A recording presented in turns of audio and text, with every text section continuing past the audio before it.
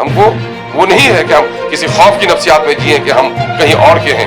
ہم اسی ملک میں ہیں. جو لوگ کمیونسٹ کے جھنڈے لہراتے وہ رسا سے نہیں آئے, وہ یہیں کے رہنے والے ہیں. انہیں رشین نہیں کہتے ہو. اور مسلمانوں کو کبھی قبرستان, کبھی افغانستان, کبھی پاکستان. ناظرین, جیسے کہ آپ جانتے ہیں کہ ہندوستان کی سیاست میں ایک بہت بڑا پیغام لے کے آل انڈیا مجلس اتحاد المسلمین آئی ہے, اور MIM نے جس طرح سے بہار میں اپنی جیت درج کرائی ہے, ایک تاریخی ساز کامیابی حاصل کی ہے. اس کے 5 MLA بہار سے ممبئی آئے اور ان کا ممبئی میں بہت زوردار شاندار استقبال کیا گیا کل. انہی میں سے آج ہمارے بیچ ایک بہت اہم شخصیت موجود ہے, بہار کے صدر MIM کے, اور وہاں کے جو ابھی نئے چنے گئے MLA ہیں ان میں سے ایک بے باک, بے خوف, نیڈر اور بہت دانشورہ انداز میں گفتگو کرنے والی شخصیت جناب اخترالایمان صاحب کی ہے. اخترالایمان صاحب آج ہمارے ساتھ موجود ہیں. آئیے ہم ان سے کچھ باتیں کریں گے جو آپ تک پہنچے گی, کچھ باتیں جو آپ کے ذہنوں میں ہیں وہ ہم کوشش کریں گے کہ وہ باتیں ہم اخترالایمان صاحب سے کریں, وہ سوال کریں اور آپ تک وہ باتیں پہنچیں. اخترالایمان صاحب, آپ کا بامبے شہر میں اور آمنا سامنے میڈیا میں استقبال ہے. خیر مقدم جناب علی, بہت بہت شکریہ, بہت بہت شکریہ. جس طرح سے آپ کا کل بامبے میں بہت شاندار استقبال ہوا, آپ, میں یہیں سے شروع کروں گا کہ آپ کیا محسوس کرتے ہیں اس استقبال کو لے کر؟ نہیں, اس شہر محبت کے لوگوں کا یہ والہانہ اور عقیدت مندانہ استقبال جو انہوں نے کیا ہے, ہم اس کے لیے ان کے ممنون و مشکور ہیں. اور دراصل ان کا استقبال بڑا معنی خیز ہے کہ وزراء بھی یہاں آئے, وہ استقبال نہیں کیا جو جو مجلس کے خادموں کو انہوں نے کیا ہے. تو دراصل مجلس کے جو اراکین اسمبلی ہیں بہار کے, ان کی شکل میں ان کو اپنی اٹھتی ہوئی قیادت نظر آ رہی ہے, اور کھویا ہوا سرمایہ گویا ان کو مل رہا ہے. یہی مسرت کی لکیریں ان کی پیشانی پر ہم نے دیکھی ہیں. تو ان کو اپنی قیادت پر بھروسہ بھی ہوا ہے, اور اپنی قیادت کے یافت کی طرف وہ قدم بڑھا رہے ہیں. یہ مسرت ان کی رہی ہے. جی, یہاں کے نوجوانوں نے, ممبئی شہر کے ممبئی کروں نے آپ کی قیادت کو یا اسدالدین اویسی صاحب کی قیادت کو جو ہے طاقت بخشی. لیکن میں اسی قیادت کی طرف آنا چاہوں گا کہ آپ نے ایسا کیا محسوس کیا کہ بہت ساری پارٹیاں ہندوستان میں ہیں, الگ الگ پارٹیاں ہیں, اور آپ نے بھی یقیناً دوسری پارٹیوں میں کام کیا ہوگا, ان میں رہے ہوں گے, بڑے عہدوں پہ رہے ہوں گے, تو آپ نے اسدالدین اویسی صاحب کی قیادت کو کیوں قبول کیا؟ دیکھیے, مجھے بہت سارے لوگ یہ سوال ہم سے کرتے ہیں کہ میں راجد سے پہلی بار MLA بنا اور 3 بار بنا, اور پھر میں چند دنوں کے لیے, 15 دنوں کے لیے جدیو میں بھی رہا. لیکن میں نے شدت کے ساتھ جو بات محسوس کیا, یا پھر میرے سامنے میں تاریخ ہے کہ ہمارے بزرگوں میں سے ایک بڑی تعداد جنہوں نے کانگریس کی قیادت قبول کی, تو میں نے بیشتر کو یہ پایا کہ جس آبادی نے اس کو ووٹ دیا, جس نے اس کو اپنا نمائندہ تسلیم کیا, یہ جب ان پارٹیوں کے جھنڈے تلے گئے اور ان پارٹیوں کے ٹکٹ پر جیت کے گئے, تو وہ اپنے عوام کا ترجمان نہیں بن سکے, بلکہ وہ پارٹیوں کے اسیر اور غلام بن کر رہ گئے, ہے نا. پارٹی کی غلامی اس نے کی, پارٹی کی طرفداری کی, اور اپنے عوام کی بات نہیں کر سکے. تو مجھے یہاں لگا کہ جناب بیرسٹر اسدالدین اویسی صاحب نے جو آواز اس وقت لگائی ہے ملک کے عزیز میں, تو وہ یہ ہے کہ مظلوم آبادی کی آواز بننے کا اور جن کا ووٹ ہے ان کی نمائندگی کرنے کا یہاں پورا موقع ہے. اس وجہ سے میں نے اس کو قبول کیا ہے, اور اکثر میں کہتا ہوں کہ کچھ سمجھ کر ہی ہوا ہوں میں موج دریا کا حریف, ورنہ جانتا میں بھی ہوں کہ عافیت ساحل میں. میں کچھ سوچ سمجھ کر اس پارٹی میں شامل ہوا ہوں کہ دقتیں ہیں, پریشانیاں ہوں گی, لیکن ظاہر ہے ماں اگر کانٹی دار جھاڑی میں الجھی پڑی ہے تو ہم نرم راستوں میں ماں کو تلاش نہیں کر سکتے. کانٹی دار جھاڑی کا سفر مجھ کو کرنا پڑے گا. اس ملت کے جو گناگو مسائل ہیں, اس ملک میں دلتوں کے, اقلیتوں کے, مظلوم اور محروم طبقات کے جو مسائل ہیں, ان مسائل کا اگر حل چاہتے ہیں تو ان پارٹیوں کے جھنڈے تلے نمائندگی کرنے سے آپ کا مسئلہ حل نہیں ہونے والا ہے نا. اس لیے کہ یہ سارے کام انہی کے کیے ہوئے ہیں, بڑی چالاکی سے, بڑی عیاری سے. ہتھیار بھی آپ سے لیا, گردن بھی آپ کی اس نے کاٹی ہے. تو ایک سوراخ میں بار بار ڈسا جانا یہ کہیں سے دانشمندانہ فراست نہیں ہے. اس لیے جو لوگ جڑی ہیں, جرأت مند لوگ ہیں, ہے نا, وہی لوگ ہمارے طرف قدم بڑھا پاتے ہیں. جو مصلحت کوس لوگ ہیں, اندیشوں کے شکار ہیں، آرام راہوں کے طلبگار ہیں، پھولوں کی بارش کے جو لوگ متمنی ہیں، وہ ان سنگلاخ راستوں میں نہیں چل سکتے. لیکن الحمدللہ ہم بڑے مطمئن ہیں کہ نئی نسل، نئی پود کے لوگ جس بات کو، جو ناانصافی ہمارے ساتھ ہوئی ہے آزادی کے بعد سے لے کر اس وقت تک، بھارت میں جو دلت ہیں، جو اقلیت کے لوگ ہیں، ان کو جو محرومیوں کا شکار ہونا پڑا ہے، نئی نسل اب اس کا احتساب کرنے لگی ہے. یہی وجہ ہے کہ ایک بڑا طبقہ امٹ کر ہمارے سامنے میں آ رہا ہے. اس نے دیکھا کہ مایوسی میں امید کی کرن بھی ہے، اور بزدلی کی جگہ پر ایک جرأت مندانہ زبان بھی ان کے پاس ہے. اور ہم تو چونکہ نفرت کی جگہ پر محبت کے داعی ہیں، ہم ظلم کی بستی میں عدل و انصاف کی بات کرتے ہیں، اس لیے مظلوم آبادی کو ہم پر بڑا اعتبار ہوا ہے، جس وجہ سے ہمارے قدم آگے بڑھ رہے ہیں. انشاءاللہ میں نے جو کچھ کل نظارہ دیکھا یہاں پر، تو میری پارٹی کے لیے نیک فعال ہے کہ بمبئی شہر میں جو گناگو مصروفیتوں کا شہر ہے نا، اس کے باوجود بھی نوجوانوں نے، کاروباریوں نے اپنا کاروبار چھوڑ کر جس والہانہ پورے ایک لمبے کاروے کے ساتھ جو استقبال کیا ہے مجلس کے خادموں کا، تو ہمارے لیے خوش آئند پہلو ہے کہ وہ رسول بلاد میں بھی ہماری پارٹی اپنا قدم جما رہی ہے. جیسے کہ آپ نے کہا کہ بہت ساری پارٹیاں ہیں جو مسلمانوں کی بات کرتی ہے یا دلتوں کی بات کرتی ہیں، لیکن عمل نہیں کرتی ہے. ہم نے یہ دیکھا کہ ایک زمانہ آیا کہ ایک قیادت ابھری ملائم سنگھ جی کی، پورا دیش یا بمبئی شہر یا مہاراشٹر میں ہم نے دیکھا کہ سب سماجوادی پارٹی کی طرف ہو گئے، یہاں تک کہ ملائم سنگھ نام دے دیا گیا ان کو، پوری قوم ان کے پیچھے چلی گئی، تب بھی مسائل حل نہیں ہوئے. اس کے بعد میں ہم یہ دیکھتے ہیں کہ ایک لمبے عرصے تک لالو پرساد یادو جی نے جو ہے وہاں پر حکومت کی، اس کے بعد میں نتیش کمار آئے. تو لالو پرساد یادو جی اور نتیش کمار کی حکومت میں آپ کیا فرق محسوس کرتے ہیں؟ کیونکہ ہم یہ سمجھتے ہیں یا مسلمان یہ جانتا ہے کہ لالو پرساد یادو جی نے جو ہے وہ ایڈوانی کی رتھ یاترا رکائی تھی، اس کے بعد سے وہ مسلمانوں کے ہیرو بن گئے اور مسلمان ان کی طرف چلنا شروع کر دیا. تو ان کی حکومت میں مسلمانوں کے کون سے مسائل ہیں جو حل نہیں ہو پائے یا کون سے حل ہوئے؟ آپ کیا محسوس کرتے ہیں کہ ان دونوں حکومت میں، لالو پرساد اور نتیش کمار؟ دیکھیے، لالو جی کے زمانے میں مذہبی گنڈا گردی پر پابندی لگی تھی اور مذہبی منافرت میں کمی آئی تھی. لیکن لالو جی کی سیاست جو پوری کی اٹھان تھی وہ دلتوں، پچھڑوں اور اقلیتوں کے سہارے تھی. اور آپ نے اکثر سنا ہوگا مائی سمیکرن، تو ووٹ دینے کے لیے مائی کا استعمال ہوا، اور جو مذہبی گنڈا گردی تھی اس پر وہ جو انہیں جو پابندی کری تو اس سے اقلیتوں کا اعتماد ان پر جمع. لیکن 10-15 سالہ جو تاریخ رہی ہے کہ مذہبی غنڈہ گردی کے خلاف تو بولتے رہے، لیکن اقلیتوں کو جو حصہ ملنا چاہیے تھا وہ ان کو نہیں مل سکا، جس سے اقلیتوں کو مایوسی ہوئی. اور نتیش کمار کے زمانے میں جو ہوا ہے، انہوں نے انصاف کے ساتھ ترقی کی بات کی ہے نا، انہوں نے راستے کے چور اور غنڈوں پر پابندی لگائی، لیکن مذہبی غنڈہ گردی کو اس نے بڑھاوا دیا. اور RSS اور BJP جو پارٹی اقلیتوں کی دشمن رہی ہے، دلتوں کو نفرت سے دیکھتی رہی ہے، پسماندہ طبقات کو کبھی انصاف سے ہمکنار ہونے نہیں دے رہی ہے، اس کا ساتھ دے کر انہوں نے اس کا بڑا نقصان کیا ہے. اس لیے معاملہ ہے لوکی کا، کہ لوکی پہ پڑے چاقو یا چاقو پہ پڑے لوکی، دونوں حال میں نقصان لوکی کا ہے. ہمارا معاملہ بھی ویسا ہی ہے. ہم جس کے اپنا مسیحا سمجھ کر جس کے قریب جاتے ہیں، وہی ہمارے کندھے کو استعمال کر کے تخت و تاج تو حاصل کر لیتا ہے، لیکن میرے ساتھ انصاف کوئی نہیں کرتا ہے. اسی مایوسی کے درمیان میں سے جنم لینے والی پارٹی MIM ہے کہ اب ان پارٹیوں کی غلامی کی ضرورت نہیں. ہندوستان میں 2 طرز سیاست ہے، ایک کا نام ہے اشتراکی سیاست، ایک کا نام ہے انضمام کی، جس کو ہندی میں کہتے ہیں ولے ہو جانا، کسی پارٹی میں جا کے ولے ہو جانا. تو ہمارے بزرگوں نے انہی سیاسی پارٹیوں میں، کانگریس جیسی پارٹی، ملائم سنگھ کی، لالو جی کی پارٹی، اس میں ولے ہو گئے، وہ ولے ہو گئے، وہ انضمام ہو گئے، تو ان کا کوئی وجود باقی نہیں رہا.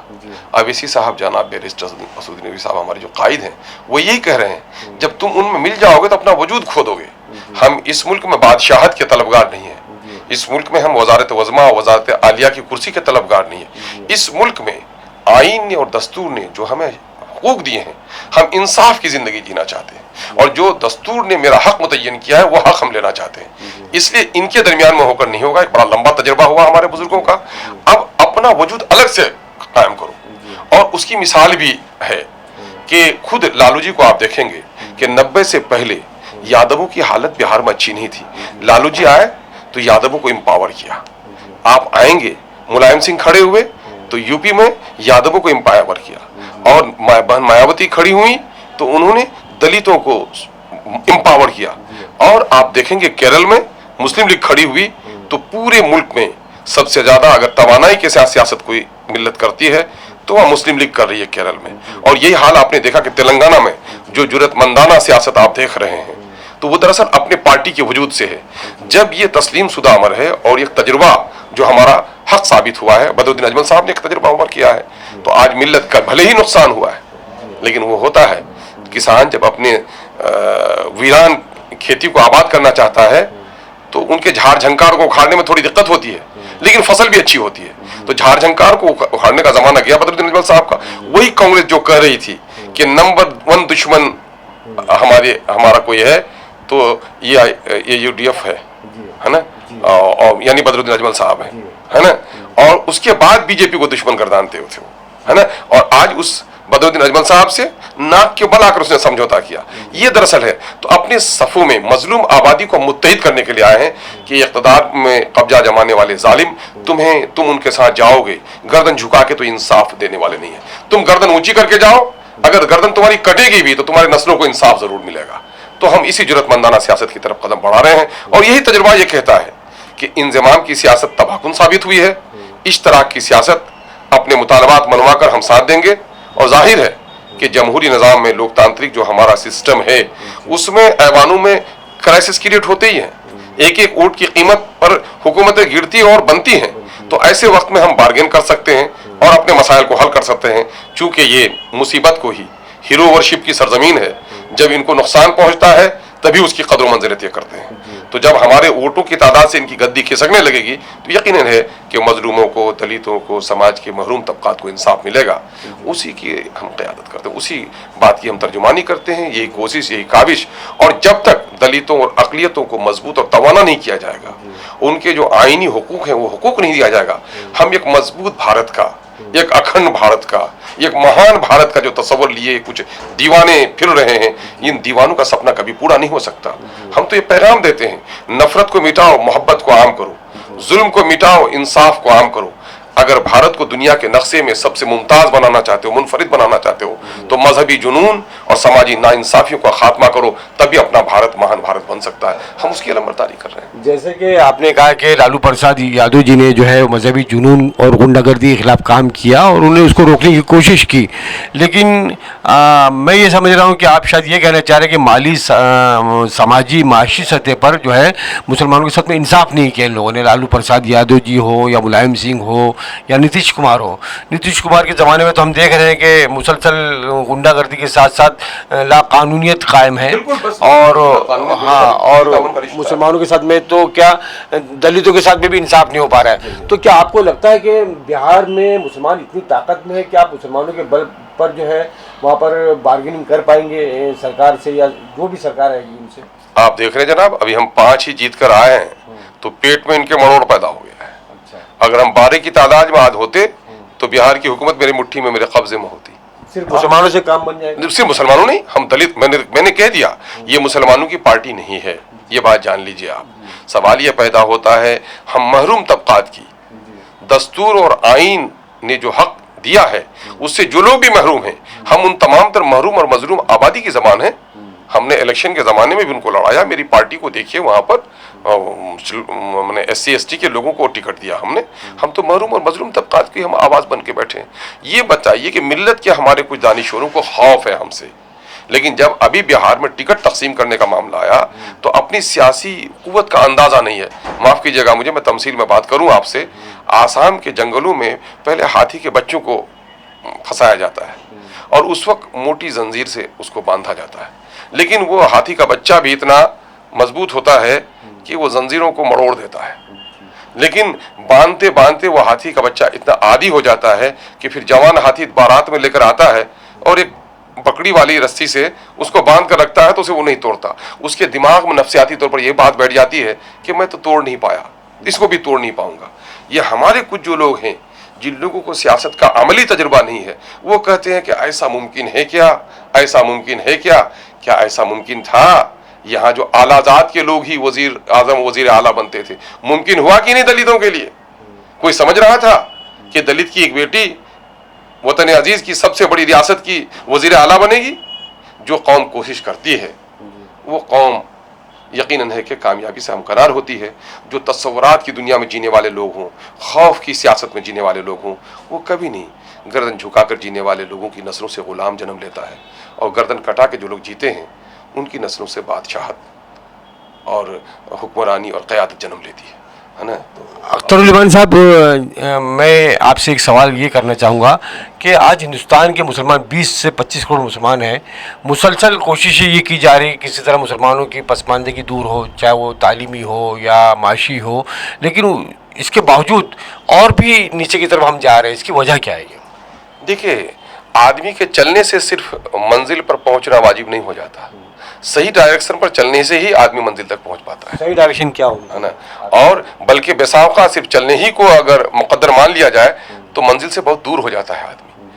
اس ملک میں دلتوں میں ایک بیداری آئی، اور آپ دیکھیں گے کہ اس ملک میں قیادت کا نقصان ہمارا بڑا نقصان رہا ہے. ہم مجموعی تعداد 20-25 ہزار کی کرتے ہیں، ہم جلسوں پر فخر کرتے ہیں، مسجد کے میناروں پر ہم سکون اختیار کر لیتے ہیں. قیادت کون سی؟ مذہبی قیادت، سیاسی قیادت؟ میں کہہ رہا ہوں، میں مذہب اور سیاست کو الگ نقطۂ نظر سے نہیں دیکھتا، ہے نا. ہم سیاست میں بھی ہیں تو جھوٹ کے عادی نہیں ہو سکتے، ہم فریب نہیں کر سکتے. ہم ایک ڈسپلین کی، اس ملک میں عدل و انصاف کی بات کرنے والے ہم لوگ ہیں. ہم سیاست میں بھی دغا نہیں کر سکتے. معاملہ یہ ہے کہ آپ دیکھیں گے کہ اس ملک میں اگر 15% مسلم اقلیت کی تعداد ہے نا، اور ایک مخصوص تعداد جو SC/ST کی ہے، تو SC/ST کو آج بھی جو کچھ انصاف مل رہا ہے ان کے لیے نشستیں مخصوص کر دی گئی ہیں پارلیمنٹ میں، اسمبلیز میں، ملازمت میں. لیکن اقلیتوں کے لیے ایسی کچھ مخصوص نشستیں نہیں ہیں. اگر عددی اعتبار سے ہم دیکھیں 15%، تو 543 رکنی لوک سبھا میں ہماری تعداد کتنی ہونی چاہیے؟ 80 سے زائد کی ہونی چاہیے. لیکن کتنے میں ہم آ گئے ہیں؟ 20, 22, 25 میں. اور 20, 22, 25 میں ان پارٹیوں کے ٹکٹ سے جیتتے ہیں جو پارٹیاں ہمارے ساتھ انصاف نہیں کرتی. ایک بڑا نقصان یہ ہوا ہے کہ ہم نے اپنی قیادت پر توجہ نہیں دی. اور ظاہر ہے کہ پالیسیاں جو بنتی ہیں وہ پارلیمنٹ اور اسمبلیز میں بنتی ہیں، اور پالیسیاں ہمارے لیے وہاں بن نہیں پاتی. اور پالیسیوں کو جو نفوذ کرنے والے، ایکسیکیوٹ کرنے والی جو طاقت ہے، وہاں پر بھی ہماری تعداد نہیں ہے. تو پالیسیاں بھی نہیں بن پاتی ہمارے لیے، اور جو پالیسیاں بنتی ہیں اس کا نفاذ بھی نہیں ہو پاتا ہے. تو ہمیں یہ تلاش کرنا چاہیے کہ ہم نے قیادت کھو دی ہے، اس لیے اپنی اجتماعی قیادت کی تلاش ہمیں ہونی چاہیے. ہم ان پارٹیوں کے دشمن نہیں ہیں، لیکن اگر ہماری الگ سیاسی ایک شناخت ہوتی ہے تو وہ ہم مشروط طور پر ان کا ساتھ دیں گے اور مشروط طور پر ان کی مخالفت کریں گے. اور ایسے وقت میں ہماری باتیں تسلیم کی جائیں گی، جن تجربات کا میں نے تذکرہ آپ سے کیا ہے. بھائی وزیر اعلیٰ نہیں بنے ہمارے MIM کے لوگ تلنگانہ میں، لیکن یہ بات بتاؤں میں، تلنگانہ میں اقلیتوں کو انصاف دلانے میں جناب اکبر الدین اویسی صاحب کا جو رول رہا ہے، اور بحیثیت مجموعی پورے ملک میں اقلیتوں، دلتوں اور مظلوموں کے خلاف آواز اٹھانے میں ہمارے قائد جناب بیرسٹر اسدالدین صاحب کا جو رول رہا ہے، آپ بتا دیجئے اس کے مقابلے کا کوئی دوسرا لیڈر بتا دیجئے. ہمیں تو اتنے ووٹ بھی نہیں ملے، ہے نا. تو ظاہر ہے کہ ہمیں اس راہ پر چلنا ضروری ہے. ہم ان پارٹیوں کے وہ نہیں، ہم چاہتے ہیں کہ چلو ذات برادری کی ایک حیثیت سے آپ جو ہندوستان میں ہیں آپ اس سے انکار نہیں کر سکتے، ہے نا. ذات برادری ایک اس کے خمیر میں، ہندوستانی کی سیاست کے خمیر میں شامل ہو گیا ہے. لیکن ایک بات اور ہے کہ آج ذات برادری سے اوپر اٹھ کر لوگ مذہبی جنون کا شکار ہو گئے ہیں، اور اس وقت جو مرکز کی قیادت ہے، مرکز کی قیادت مذہبی جنون پر، وہ جو ثقافتی قوم پرستی ہے نا، تو اس کا شکار ہو کر آج ذات برادری کو بھی توڑ کر مسلمانوں کے، اقلیتوں کے دشمنی پر پوری آبادی کو، یہ 15-17% مسلمانوں کا خوف دلا کر لوگوں کو ایک جٹ کر رہے ہیں. اس پر ہمیں سنجیدگی سے غور کرنا چاہیے کہ اس کا تدارک کیسے کیا جائے. ہم نے اس سلسلے میں کام نہیں کیا ہے. ہمارا جو اپنی پالیسی ہے کہ بھئی ہم اس ملک کے شہری ہیں، اور اگر یہاں ایک بات کو مجھے کہہ لینے کی اجازت ہو تو میں کہہ دوں، بہت سارے لوگوں کو یہ بات ناگوار خاطر گزرتی ہے کہ اسلام بھلے ہی عرب سے یہاں آیا ہو، مسلمان سارے عرب سے یہاں نہیں آئے. آپ تو دیکھیں گے کہ آرین بھی آئے ہوئے ہیں یہاں پر، اس ملک کے باشندے ہیں. لیکن مسلمانوں کو جو ایک الہدہ انداز سے دیکھا جا رہا ہے، تو ہم برملا اس بات کا اعتراف کرتے ہیں کہ ہمارے آبا و اجداد عرب سے نہیں آئے ہیں. ہم نے اپنا وچار بدلا ہے، دھرتی نہیں بدلی. اس لیے کسی خوف کی نفسیات میں جینے کا ہم کو وہ نہیں ہے کہ ہم کسی خوف کی نفسیات میں جئیں کہ ہم کہیں اور کے ہیں. ہم اسی ملک میں ہیں. جو لوگ کمیونسٹ کے جھنڈے لہراتے وہ رسا سے نہیں آئے، وہ یہیں کے رہنے والے ہیں. انہیں رشین نہیں کہتے ہو، اور مسلمانوں کو کبھی قبرستان، کبھی افغانستان، کبھی پاکستان، کبھی سعودی عرب کیا کہ نقشہ دکھا دکھا کر یہ نفرت پھیلا رہے ہیں. اس نفرت کو قانونی لڑائی کے ذریعے سے بھی، سماجی بیداری کے ذریعے سے بھی ختم کرنے کی ضرورت ہے. اس میں کہیں نہ کہیں سے ہماری قیادت سے سہو ہوا ہے. ہماری قیادتوں کو، جو مختلف حلقے میں ہماری قیادت ہے، ہماری تعلیمی قیادت ہے، ہماری اخلاقی قیادت ہے، ہماری سماجی قیادت ہے، ہماری سیاسی قیادت ہے، تو ان تمام تر کو سر جوڑ کر بیٹھنے کی ضرورت ہے کہ اس ملک میں اب مسجد کے میناروں اور مدرسے کے محرابوں کے اندر میں شریعت کی حفاظت نہیں ہوگی. اگر اس ملک کی قیادت میں ہمارا واجب حصہ نہیں ہوا تو ہم اپنی تہذیب، اپنی زبان، اپنی ثقافت اور اپنی شریعت کو زندہ نہیں رکھ سکتے، ہے نا. تو ہمیں مل جل کر کام کرنے کی ضرورت ہے. اور ہم چاہتے ہیں یہ سب کچھ اس وقت ہوگا جب ملک کا آئین مستحکم رہے. ہم ملک کی سرحدوں پر آنے والے دشمنوں کو جتنا دشمن سمجھتے ہیں اتنا ہی دشمن ملک کے آئین کے توڑنے والوں کو بھی سمجھتے ہیں. اس ملک کا آئین جو ہمیں مستحکم کرتا ہے، دیش کو سالمیت اور اکھنڈتا دیتا ہے، تو وہ یہاں کا ہمارا سیکولر آئین ہے.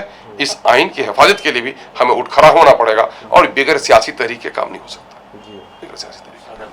جیسے آپ نے قیادت کی بات کی، پارلیمنٹ میں آپ نے بتایا کہ 22 اور 25 کے قریب جو ممبر پارلیمنٹ الگ الگ پارٹیوں سے، تو کیا شریعت کے تحفظ کے لیے یا مسلمانوں کے تحفظ کے لیے یہ ایک کیوں نہیں ہو پاتے، یا کیوں ہوتے کیوں نہیں؟